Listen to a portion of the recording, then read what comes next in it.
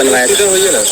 ये बहुत दिन हो गया, मतलब खेसारी जी नेपाल आए थे, उससे 1-2 हफ्ते पहले। 1-2 हफ्ते पहले। इसका मतलब आप खेसारी लाल को भी नहीं जानती थी? जानते थे। तो फिर टैटू बना के दिखवाना था, इम्प्रेस करके कैरियर बना था, इसका मतलब?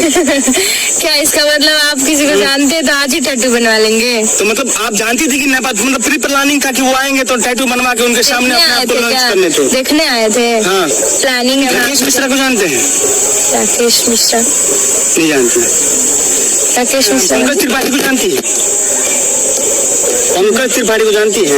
नहीं, बहुत ऐसे कलाकार अभी सेम मैच हो रहा है, ना ऊपर समीज ना नीचे कमीज, दुकाना की बेटी है ये बदतमीज, एक डायलॉग है उसमें, वो मैच भी हो रहा है, उसमें काम भी किए, वो खुद जाके बोले कौन क्या बोला नहीं जानते तो कुछ नहीं। हाँ बोलिए ना, नहीं जानते क्या बोला, किसका नाम है क्या नहीं जानते, तो उस समय विवाद नहीं हुआ। हम सच में किसी को नहीं जानते, वहाँ पर पहुँचे नहीं है तो हमारे ऊपर विवाद हो गया। इस इंडस्ट्री में काम करता है। अच्छा, भिखारी ठाकुर को जानती है? ये है कि एक लड़की आती है जिसका नाम सौम्या पोखरेल है, वो नेपाल से बिलोंग करती है। कुछ दिन पहले टैटू बनाती है खेसारी लाल यादव का। खेसारी लाल यादव के बारे में बता दूं कि जो जीरो से हीरो अगर किसी का नाम आता है तो उसमें खेसारी लाल यादव का सबसे पहले नाम होगा। अब जिसका बात विवाद हुआ है उसके बारे में थोड़ी चर्चा हो जानी चाहिए।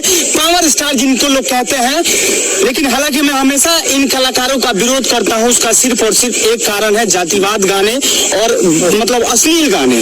इसके वजह से मैं सभी का विरोध करता हूँ, चाहे पवन सिंह हो, चाहे नीलकमल सिंह हो, चाहे खेसारी लाल यादव हो। लेकिन तर्क यहाँ भोजपुरी समाज का है, भोजपुरी भाषा का है, तो बात होनी चाहिए।